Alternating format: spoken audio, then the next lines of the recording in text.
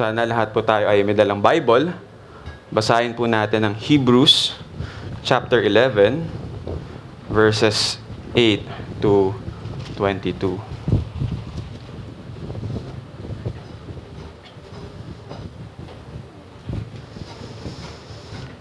Ang babasahin po natin ay tungkol pa rin sa faith at titignan natin ang iba pang examples of faith. Basahin po natin Hebrews chapter 11, verses 8 to 22. Pakinggan natin ang salita ng Panginoon. By faith, Abraham obeyed when he was called to go out to a place that he was to receive as an inheritance. And he went out, not knowing where he was going. By faith, he went to live in the land of promise, as in a foreign land, living in tents with Isaac and Jacob, heirs with him of the same promise. For he was looking forward to the city that has foundations, whose designer and builder is God. By faith, Sarah herself received power to conceive, even when she was past the age, since she considered himself faithful who had promised. Therefore, from one man, and him as good as dead, were born descendants as many as the stars of heaven, and as many as the innumerable grains of sand by the seashore. These all died in faith, not having received the things promised, but having seen them and greeted them from afar, and having acknowledged that they were strangers and exiles on the earth. For people who speak thus make it clear that they are seeking a homeland. If they had been thinking of that land from which they had gone out, they would have had opportunity to return. But as it is, they desire a better country, that is, a heavenly one. Therefore, God is not ashamed to be called their God, for he has prepared for them a city. Verse 17, by faith Abraham, when he was tested, offered up Isaac, and he who had received the promises was in the act of offering up his only son, of whom it was said, through Isaac shall your offspring be named. He considered that God was able even to raise him from the dead, from which, figuratively speaking, he did receive him back. By faith, Isaac invoked future blessings on Jacob and Esau. By faith, Jacob, when dying, blessed each of the sons of Joseph, bowing in worship over the head of his staff. By faith, Joseph, at the end of his life, made mention of the exodus of the Israelites and gave directions concerning his bones. The grass withers and the flowers fade, but the word of the Lord stands forever. Ito ang salita ng Diyos. How to deal with change and uncertainty in life. Paano ba natin harapin ang mga pagbabago at kawalan ng katiyakan sa buhay?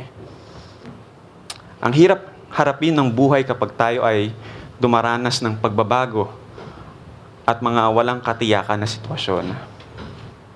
Mayroon mga pangamba na hindi natin alam ang kalalabasan ng ating mga desisyon. May mga direksyon sa buhay na hindi natin sigurado ang ating patutunguhan. Aminin man natin o hindi, ay meron tayong takot sa ating mga puso na baka hindi maging maayos ang kahihinatnan ng ating mga ginagawa. Naalala ko yung labis na pangangamba ko noong sinisigurado pa ang panawagan ng Panginoon para mag full-time ministry. Alam ko sa sarili ko na hindi ko alam ang papasukin ko. Naiintindihan ko rin ang bigat na responsibilidad at kahalagahan ng tungkulin na ito. Alam ko rin ang mga kahinaan ko. Pero salamat sa Diyos dahil hindi niya ako hinayaan na magpatuloy lang ako na tumingin sa sarili kong kahinaan at kakulangan. Pinakita niya ang kanyang ganap na katapatan sa buhay ng mga sumagot at sumunod sa kanyang panawagan. Nakita ko yung buhay ni Pastor Enteng at ni Kuya Jap kung paano naging tapat ang Panginoon nung sumunod sila sa kanilang panawagan. Isa rin sa naging malaking tulong at paghihikayat sa akin ay yung book na God Took Me by the Hand na sinulat ni Jerry Bridges. Ito ay tungkol sa kung paano pinakita ng Diyos ang kanyang providence sa buhay ni Jerry Bridges. Nabasa ko kung paano siya iningatan at inalagaan ng Panginoon sa buong buhay niya. Simula pa nung bata siya na siya ay lumaki sa hirap, pumasok sa Navy, nag-aral sa university, nagtapos ng engineering, at pumasok sa navigators bilang missionary. Nabasa ko rin kung paano hinarap ni Jerry Bridges yung hirap at walang katiyakan sa kanyang buhay sa pamamagitan ng pananampalataya sa Diyos na tapat at tiyak. Ginagamit ng Diyos ang buhay ng mga nauna sa atin upang ipakita ang kanyang hindi nagbabago na karakter at katangian. Ginamit ng author ng Hebrews ang buhay ng mga nauna upang ipakita kung paano nila hinarap ang mga paghihirap sa pamamagitan ng pananampalataya. So, noong nakaraan ay tinignan natin ang buhay ni Abel, Enoch, at Noah bilang halimbawa ng pananampalataya. Nalaman natin na ang pananampalataya ay noon pa man ay pamamaraan na ng Diyos upang ang mga tao ay malayang makalapit upang sumamba at sumunod sa Kanya. Ngayon naman ay titignan natin ang ilan din na kilalang tao sa Old Testament na nagpakita ng ganap na pananampalataya. So we will look at some prominent figures of the Old Testament who displayed great examples of faith. May tatanong natin kung bakit ang daming binigay na examples ng author ng Hebrews. Hindi ba sapat na yung 3? Pero kung titignan natin ng maigi, lahat ng halimbawang binigay dito ng author ng Hebrews ay hindi random o walang saysay, kundi ito po ay may reason o may dahilan kung bakit niya ito binabahagi.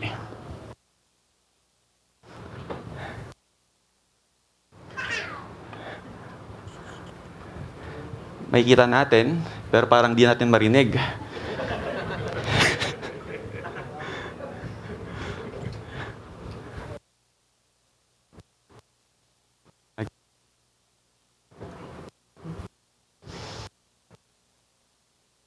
Hello?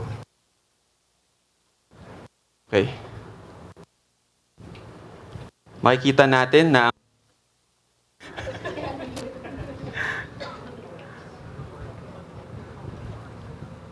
yan. Mic check, mic check. Yan, bumalik na ata. Makikita natin na ang mga believers noon ay nawawalan ng katiyakan sa kanilang pananampalataya. Kaya sakto lang na ibahagi ng author ng Hebrews ang buhay ni Abraham, kung saan dahil sa pananampalataya ay sumunod siya sa panawagan ng Diyos kahit wala itong katiyakan. Ito rin ay nagbibigay ng paghihikayat upang ang mga mananampalataya ay magpatuloy. Kaya pinamagatan ko ang sermon natin ngayong hapon, Great Examples of Faith. Alam po ni Brother Andy na galing po ito sa NLT translations. Great Examples of Faith. Sa ating sermon, gusto natin alamin kung paano ba ang nagagawa ng faith sa gitna ng uncertainty sa buhay. First, faith follows God's call even in uncertainty. Noong tinawag ng Diyos si Abraham upang iwan ang kanyang tirahan at lumipat sa ibang bayan, si Abraham ay walang alinlangan na sumunod at nagtiwala sa Diyos kahit hindi niya alam ang kanyang pupuntahan. Ganon din ang kanyang asawa na si Sarah. Kahit walang katiyakan na magkaroon sila ng anak, siya ay nanalig at nanampalataya sa pangako ng Diyos. Second, faith looks forward to God's heavenly city. Ang pananampalataya ay tumitingin sa darating na hinaharap kung saan makakasama natin ng Diyos na naghanda ng lungsod na nasa langit. Third, faith remains confident in God's covenant faithfulness. Ang tunay na pananampalataya ay mananatiling kumpiyansa sa katapatan ng Diyos na tutuparin niya ang lahat ng kanyang pangako. So this afternoon, the Word of God is teaching us, we can see that in our service bulletin, that faith follows God's call even in uncertainty as it looks forward to eternity and remains confident in His covenant faithfulness. Ang pananampalataya ay sumusunod sa panawagan ng Diyos kahit sa gitna ng kawalan ng katiyakan habang patuloy na nakatingin sa hinaharap at nananatiling nagtitiwala sa kanyang katapatan. Para sa mga kids, alalahanin nyo itong 3 points at itanong nyo kay mama at papa kung ano ba ang ibig sabihin nito. First point, follow. First point, follow.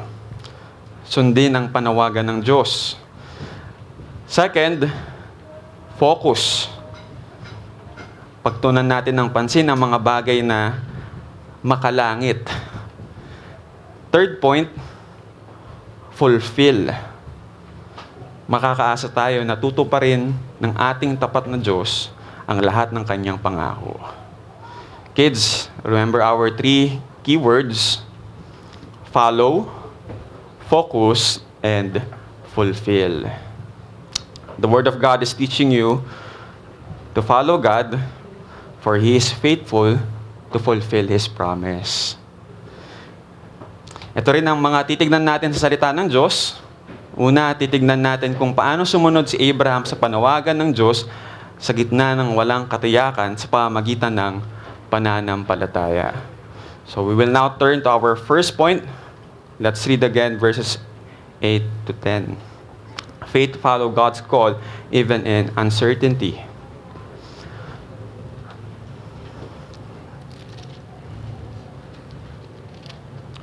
By faith, Abraham obeyed when he was called to go out to a place that he was to receive as an inheritance.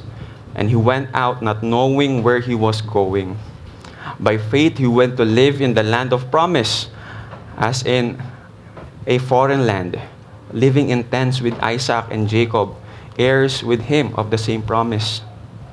For he was looking forward to the city that has foundations, whose designer and builder is God. Makikita natin dito ang examples of faith ng mag-asawang Abraham at Sarah. Natutuwa ako sa author ng Hebrews dahil sinama niya si Sarah at iba bang kababaihan kung paano sila nagpakita ng pananampalataya sa Diyos. Mamaya bibigyan natin ito ng pansin. Sa ngayon, tignan natin ang halimbawa ng pananampalataya na isinabuhay ni Abraham. Sa ating binasa, sa verse 8, mapapansin natin nang dahil sa pananampalataya, sumunod si Abraham nang siya'y utusan ng Diyos upang pumunta sa isang lupaing ipinangako sa kanya. Sumunod nga siya kahit hindi niya alam kung saan siya pupunta. Sumunod si Abraham sa panawagan ng Diyos sa gitna ng walang katiyakan sa pamamagitan ng pananampalataya. Makikita po natin dito, ang pundasyon ng pagsunod ni Abraham ay ang pagtawag at ang pangako ng Diyos. Ito ang tawag ng Diyos at sapat na batayan para sa pananampalataya at pagsunod. The call of God was a sufficient ground for faith and rule of obedience. Si Abraham ay sumunod sa panawagan ng Diyos kahit hindi niya alam at walang katiyakan kung saan siya pupunta. Iniisip siguro natin na ang dali lang pala nung ginawa ni Abraham. Lumipat lang pala siya ng city. Ngayon siguro sa atin, madali lang ito gawin. Pero tignan natin ano nga ba ang mga sinakripisyo niya at iniwan ni Abraham para tumugon siya sa panawagan ng Diyos. Tignan po natin ang Genesis chapter 12, verse 1. Makikita po natin dito yung pagtawag ng Diyos kay Abraham. Basahin ko po. Now the Lord said to Abraham, "Go from your country and your kindred and your father's house to the land that I will show you." Una, makikita natin na ang Panginoon ay nagsabi kay Abraham na umalis sa kanyang sariling bayan. Bayan na kanyang kinalakihan at minahal. Ibig sabihin din ito ay iwan niya ang kanyang kinagisnan, pamumuhay at kultura. Alam natin na hindi madali umalis o iwan ang sarili nating bayan. Tayo nga kahit grabe na ang nangyayari sa ating sariling bayan ay pinipili natin magtiis at manatili. Makikita natin na hindi madali gawin para kay Abraham. Pangalawa, hindi na makakasama ni Abraham ang kanyang mga kamag-anak. Tayo nga gusto natin laging kasama ang ating mga kamag-anak at ayaw natin mahiwalay sa kanila. Hindi ito madali na desisyon para kay Abraham. Pangatlo, kailangan niyang iwan ang bahay ng kanyang tatay na si Terah. Mahirap mahiwalay sa pamilya. Ito yung mga sakripisyo na kailangan gawin ni Abraham sa kanyang pagsunod sa pagtawag ng Panginoon. Pero kung maaalala natin, bago rin tawagin ng Panginoon si Abraham, siya ay sumasamba sa Diyos-Diyosan. Ang pagtawag ng Panginoon kay Abraham ay hindi lang para umalis siya sa bayan at iwan ang kanyang pamilya sa walang dahilan.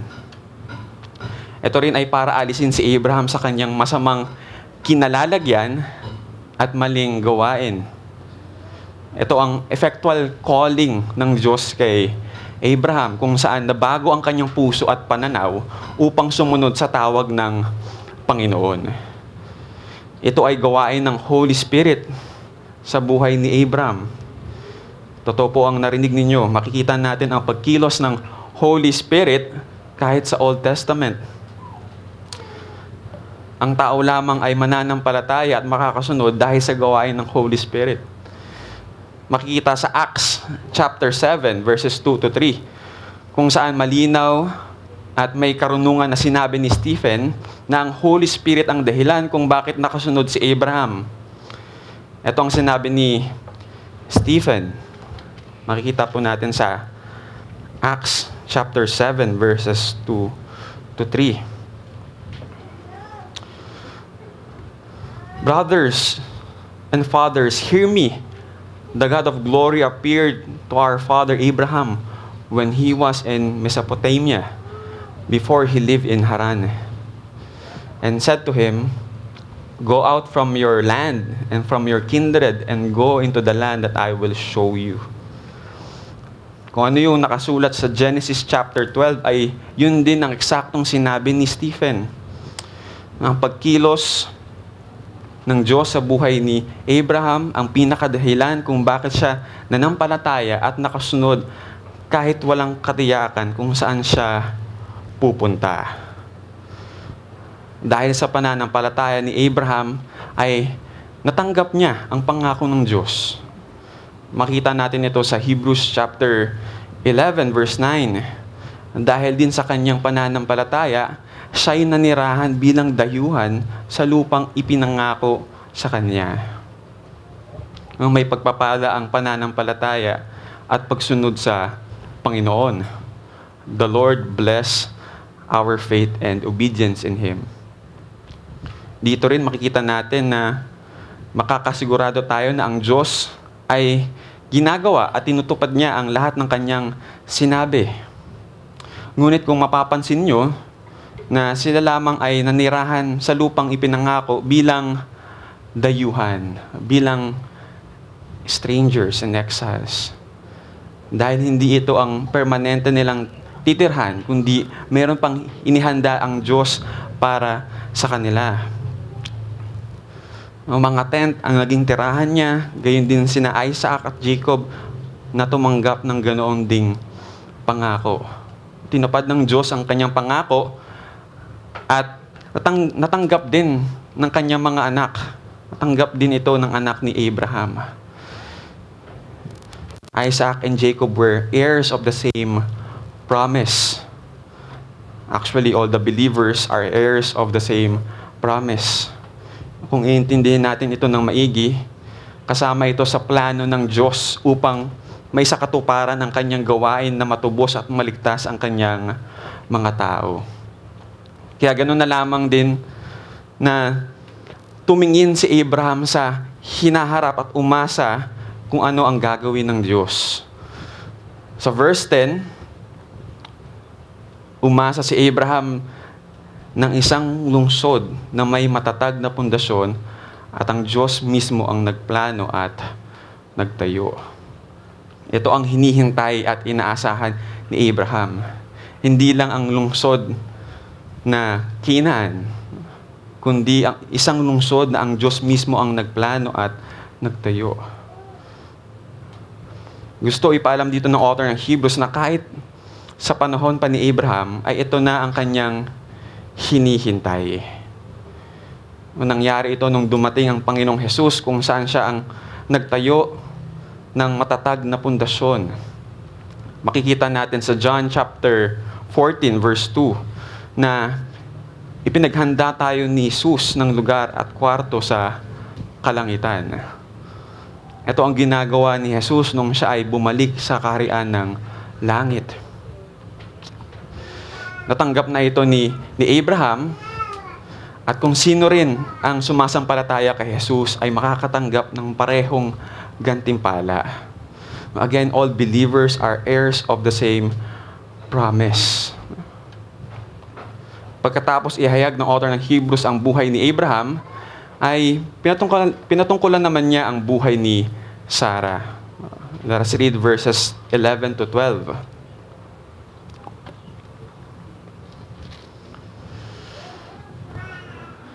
By faith, Sarah herself received power to conceive, even when she was past the age, since she considered himself faithful who had promised.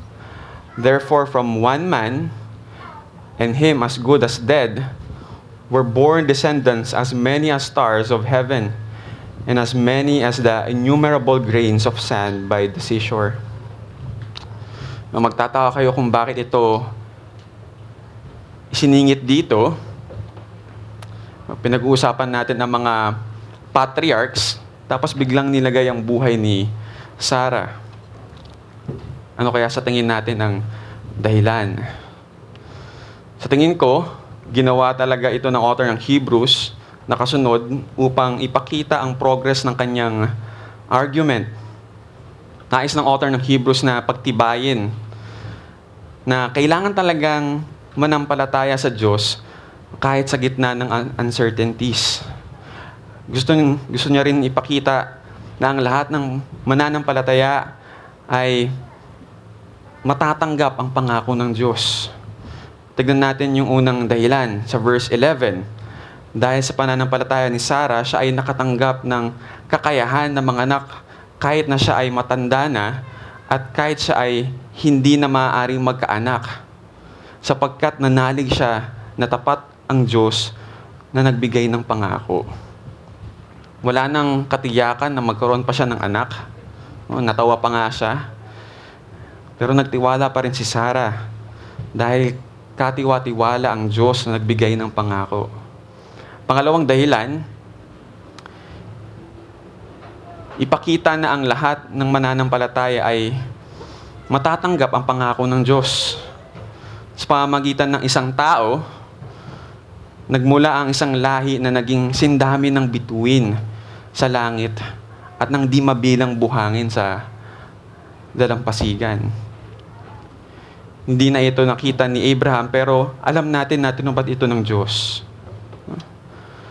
Mga mahal kong kapatid, ang pananampalataya natin ay dapat nagresulta ng ganap na pagsunod sa panawagan ng Diyos, kahit sa gitna ng walang katiyakan. Siguro nasa isang sitwasyon tayo na hindi natin alam ang kahahantungan o kaya nahihirapan tayo na ito ay harapin. Pero makakaasa tayo sa Diyos na dadalhin niya tayo sa direksyon na dapat nating tahakin. Kung hindi natin maintindihan ang mga nangyayari sa paligid natin, ang Holy Spirit ang magbibigay ng kaliwanagan upang ito ay maunawaan natin sa gawain ng Diyos sa mga pinagdadaanan sa atin. Ano man ang nangyayari sa ating buhay, ang panawagan sa atin ng Diyos ay manampalataya sumunod sa Kanyang salita. Church, tayo man ay napanghihinaan ng loob dahil alam natin na may pagkukulang tayo sa pagbabahagi ng gospel sa ating community at sa ibang tao.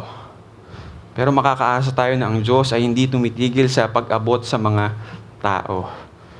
Siguro kung titignan na po natin yung local church natin, ay mapanghihinaan tayo ng loob.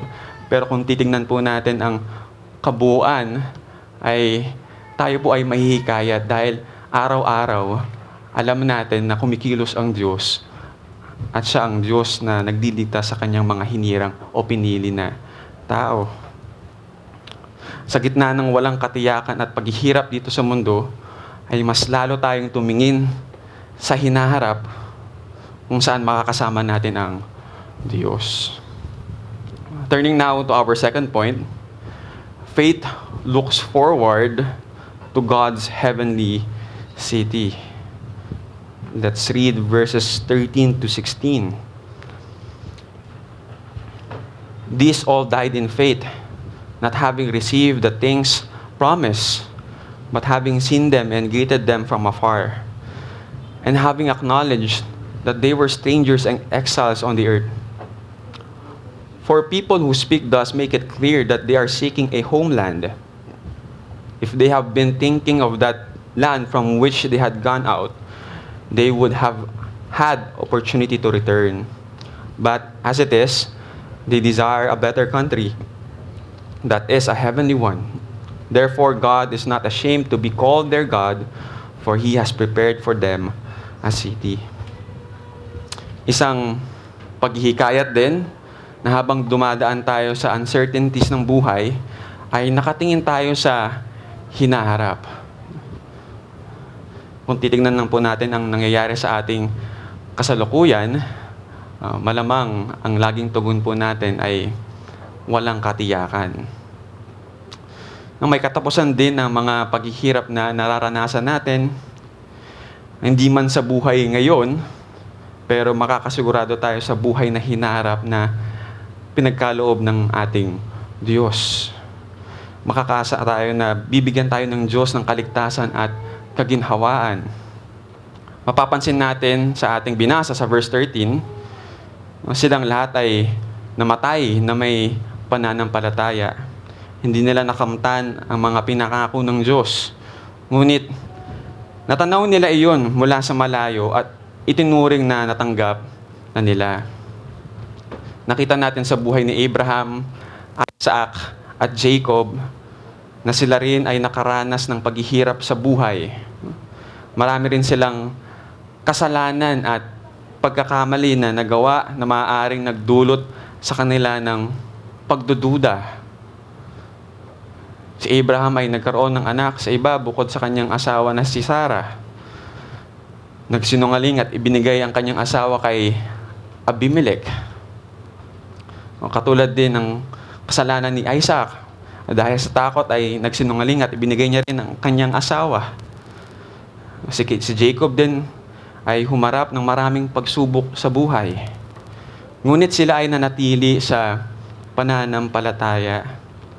At alam nila na magkakaroon din ng wakas ang kasalanan. Alam nila na hindi sila mananatili sa mundo at matatanggap nila kung ano ang ipinangako ng Diyos. Namatay silang lahat na may pananampalataya at may buong katiyakan na matutupad lahat ng ipinangako ng Diyos sa kanila. Dahil ganun na lamang ang pananampalataya nila sa Panginoon, Kinilala nilang sila'y mga dayuhan lamang at nangingibang bayan dito sa lupa. Pinanghawakan ni na Abraham at Sarah ang pangako ng may pagkaunawang hindi ang mundong ito ang kanilang tahanan.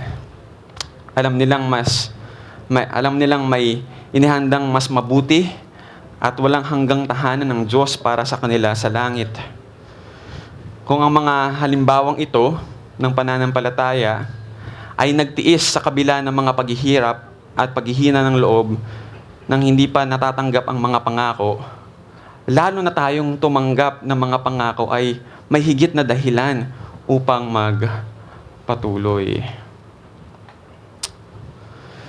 Nagsulat ng libro si Augustine na pinamagatan The City of God. Sinulat niya ito dahil noong panahon nila ay sinisisi ng mga pagans o Gentiles ang Christianity kung bakit bumagsak ang Rome. Isipin nyo, no? Nangyari ito nung pagkatapos maghari ni Constantine. Siya yung unang Christian emperor. At dahil sa kanya ay lumaganap ang Christianity at naging maayos ang kalagayan ng Rome. Pero pagtapos ng kanyang paghahari, inatake sila ng Visigoths at tatalo ang Rome. Sinisi ng mga pagans ang Christianity. Dahil sabi nila, pinahina raw nito ang Rome. At nawala raw yung proteksyon ng mga Roman God sa kanila. Dahil sila po ay ngayon sumasamba sa ating Panginoong Hesukristo. Kaya sumulat po si Augustine, na hindi sumang-ayon si Augustine, kaya niya sinulat ang The City of God, na hindi daw ang Christianity ang dahilan ng pagbagsak ng Rome. Sinabi ni Augustine na, of course, the earthly kingdom always rise and fall. No empire lasts forever. Higit sa lahat, gustong ipaalam ni Augustine na hangarin ng mga tao ang kaharian ng Diyos. No earthly kingdom lasts forever. Only God's kingdom is eternal. Kahit nung panahon ni Augustine ay pinag-uusapan na tumingin sa paparating na hinaharap. Because we are only strangers and pilgrims of this world. No, kahit kaano pa kaganda yung Rome, sinasabi ni Augustine na mas maganda yung paparating na hinanda ng ating Diyos, the heavenly city. Kaya sa buhay na ito, sana ay may pakita natin sa ating mga ginagawa na tayo ay totoong naghihintay sa paparating na hinaharap. Kung mananatili lang tayo nakatingin sa ating kasalukuyan, tayo talaga ay mapanghihinaan ng loob. Wala nang pag-asa na maayos pa ang ating bansa. Makikita natin na laganap ang kasalanan at kasamaan sa mundo. Nakikita natin ang ating mga sarili na namumuhay pa rin para sa mundo. Pero huwag tayong mawalan ng pag-asa at magtiwala sa Panginoong Hesus, naghanda sa atin ng titirhan kasama siya. Itong nararanasan natin dito sa mundo ay temporal lamang. Kaya sana, sa pagharap natin ng mga paghihirap at pagsubok dito sa mundo, ay nakatingin tayo sa paparating na hinaharap. Sa verses 14 to 15, binibigyan diin din at pinapatunayan ng author ng Hebrews na sila nga ay naghihintay na kumpletong maisagawa ang pangako ng Diyos, na sila ay manirahan sa lupa o lungsod na tinatayo ng Panginoon. Ang daling maintindihan ang sinabi ng author ng Hebrews. Kung ang hinihintay nila Abraham at Sarah ay yung pagbalik lang sa kanilang sariling bayan, madali lang naman silang makabalik doon. Sa katotohanan, maraming pagkakataon na pwede silang bumalik sa sarili nilang bayan, pero hindi nga iyon ang kanilang hinihintay, kundi ang kanilang hinihintay ay ay yung lungsod na inihanda ng Diyos para sa kanila. Nagpapatunay lang na ang hinihintay at hinahangad nila ay yung isang lungsod na higit na mabuti, ang lungsod na nasa langit. So, basahin po natin ang verse 16. Ngunit ang hinahangad nila ay isang lungsod na higit na mabuti, ang lungsod na nasa langit. Kaya naman hindi ikinahiya ng Diyos na siya'y tawaging Diyos nila sapagkat sila'y ipinaghanda niya ng isang lungsod. Dahil sila ay nanampalataya at naghintay sa pangako ng Diyos, sila ay hindi ikinahiya ng Diyos na siya ay tawaging Diyos nila. Nga paulit-ulit makikita sa Bible na ang ating Diyos na sinasamba ay ang Diyos ni Abraham, ang Diyos ni Isaac, at Diyos ni Jacob. Ganoon na lamang purihin ng Diyos ang pananampalataya ng mga taong ito. Hindi lamang yun, sila rin ay pinagpala at pinaghandaan ng Diyos ng isang lungsod kung saan siya ang nagtayo. Isipin niyo po yung gantimpala na natanggap nila dahil sa kanilang pananampalataya. Sa New Testament, makikita natin kung paano paulit-ulit ito sinasabi ni Apostle Paul sa kanyang sulat para sa iglesia. Sa Colossians chapter 3, "If then you have been raised with Christ, seek the things that are above, where Christ is, seated at the right hand of God. Set your minds on things that are above, not on things that are on earth." Kung tayo ay may pananampalataya kay Kristo at alam natin na tayo ay binuhay muli kasama si Kristo, ituon natin ang ating pag-iisip sa mga bagay na nasa langit. Kung iintindihin natin ng mabuti si Paul, nakuha niya itong konsepto na ito galing din sa salita ng Diyos. Dapat ganito yung pag-uugali, ito yung focus ng isang mananampalataya. Na hindi lamang po tayo nakatingin sa ating kasalukuyan, kundi ang ating isipan ay nakatuon sa langit. Kung saan nais natin na makasama natin ng ating Panginoong Hesus. Sa Philippians chapter 3 verse 20, our citizenship is in heaven. Hindi po tayo mamamayan lang dito. Mamamayan ng Pasig, mamamayan ng Pilipinas. Kundi bilang mananampalataya, tayo po ay mamamayan ng langit. Na dapat nakikita po ito sa ating mga buhay as we eagerly wait for the coming of the Lord Jesus Christ. Nakikita dapat ito sa ating pamumuhay. Nakikita on how we embodied Christ in our lives. Na siya nga ang Panginoon natin, na siya nga ang pinagsisilbihan natin, na siya nga yung may hawak ng buhay natin. Mababasa rin natin mismo sa panalangin ni Jesus para sa kanyang mga disciples. Sa John chapter 17 verse 16, si Jesus mismo ang nagsabi nito. They are not of the world, just as I am not of the world. Si Kristo ay hindi taga rito sa mundo, kaya tayo ring mga kabilang sa Kanya ay hindi rin para rito sa mundo. Alam natin na siya lamang ang daan patungo sa langit, patungo sa Ama. Wala nang iba. Church, sa pamamagitan ng pananampalataya, tayo ay tumingin sa paparating na hinarap kung saan naghanda ang Panginoong Hesus ng lugar para sa atin. Ipakita natin ito sa ating buhay. Sa ating trabaho, gawin natin ito ng may kagalakan at nagbibigay karangalan sa Panginoon kahit tayo ay napapagod at nahihirapan. Sa paparating na buhay ay tayo pa rin ay magtatrabaho.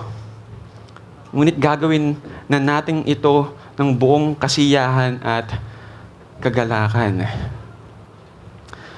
sa ating worship every Lord's Day, alalahanin natin na ginagawa natin ito kasama ang mga nasa langit.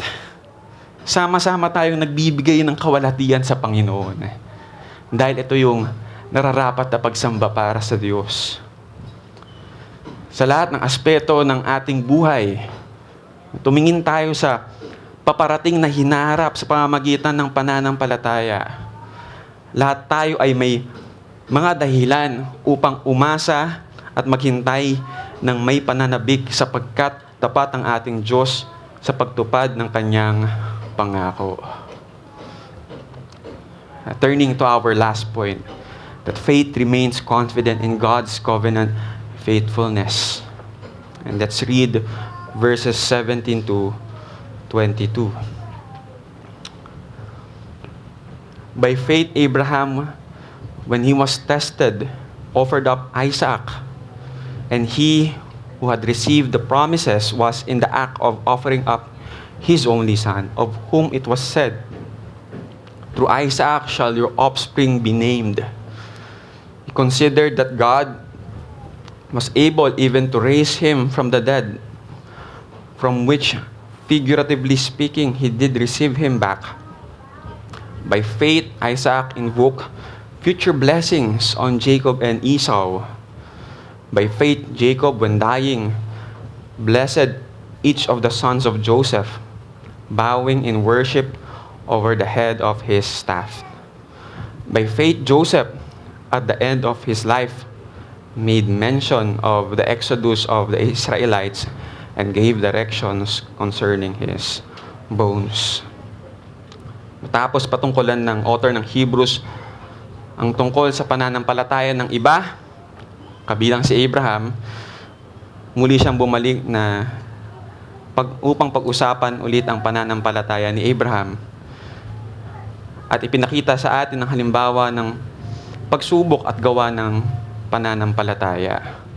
Makikita natin sa verses 17 to 18, sinubok ng Diyos si Abraham, pero dahil sa pananampalataya, ito ay napagtagumpayan niya at inalay niya si Isaac bilang offering.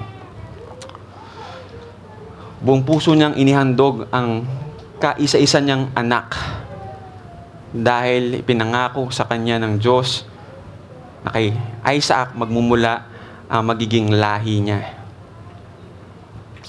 Ganon na lamang ang pananampalataya ni Abraham sa pangako ng Diyos na kaya niyang ibigay kahit buhay ng sarili niyang anak. Kung maalala natin kanina, no? Iniwan niya na ang kanyang sariling bayan, iniwan niya ang kanyang kamag-anak, bahay ng kanyang magulang. Ngayon, makikita natin na kaya niya rin isuko sa Diyos kahit sarili niyang anak. Dahil gano'n na lamang ang pagtitiwala niya sa Diyos. Sa verse 19, naniwala si Abraham na kaya ng Diyos na bumuhay ng patay.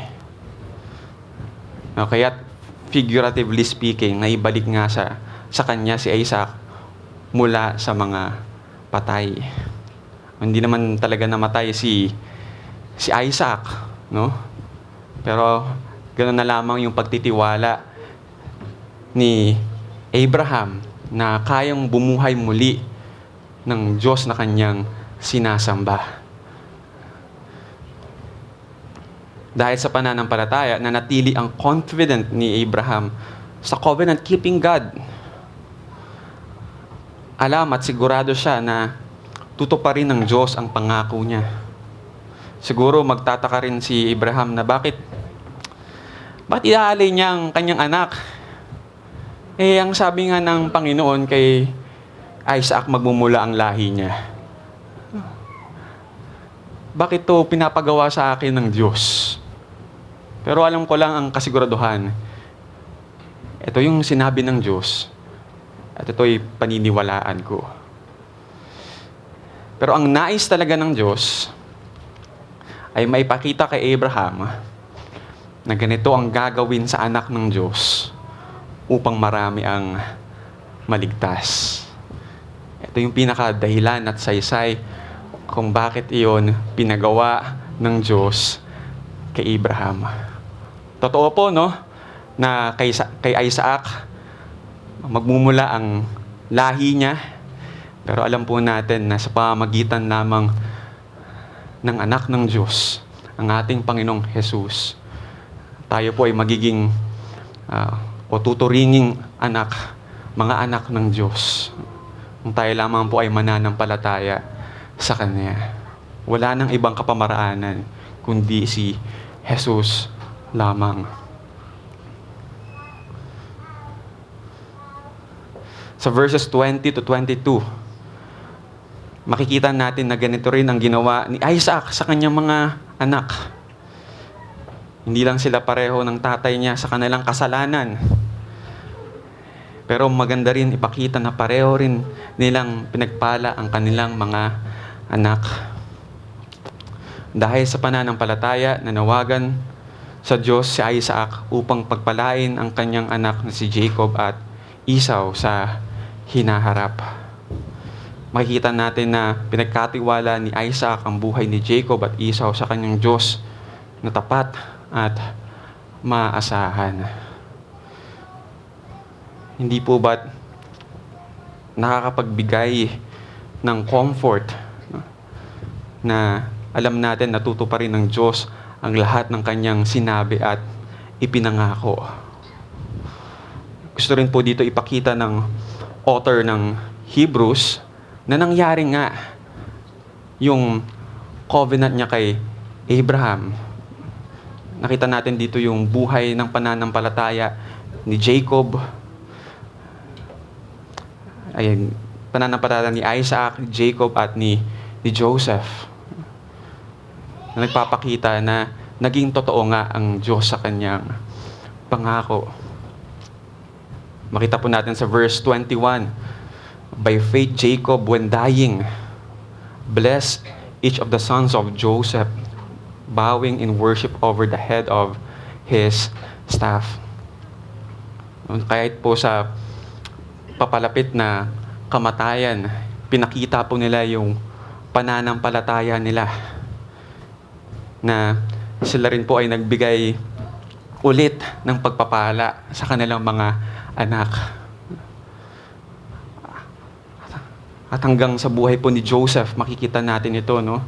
At the end of his life, made mention of the exodus of the Israelites and gave directions concerning his bones. Makikita natin na kahit sa dulo ng kanyang buhay ni Joseph, ay pinanghawakan niya pa rin yung pangako ng Diyos. They remain confident in God's covenant faithfulness. Dahil alam po nila na hindi nagbabago ang karakter at katangian ng Diyos.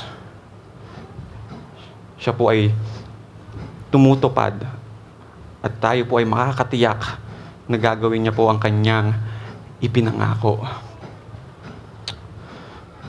Kung maintindihan po natin itong mga katotohanan na ito, ano po ang dapat natin na tugon?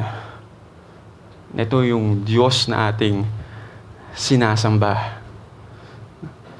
Siya po yung naghanda ng lungsod para sa atin.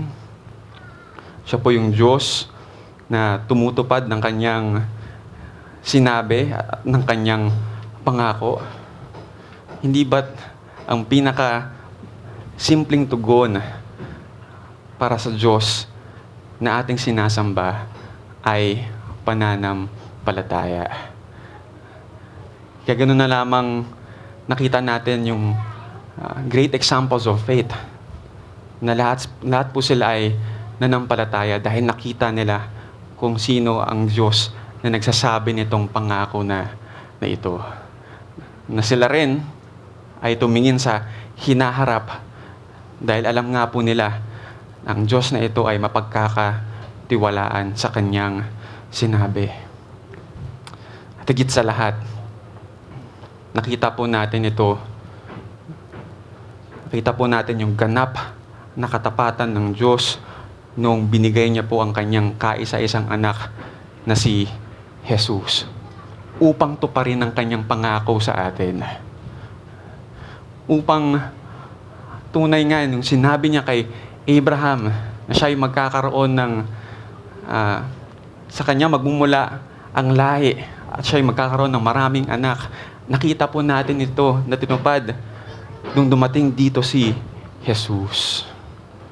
Sa pamamagitan ng ginawa ni Jesus, tanggap po natin yung adoption. Tayo po'y tinuring anak ng Diyos. We are now sons and daughters of Christ. We are now children of God.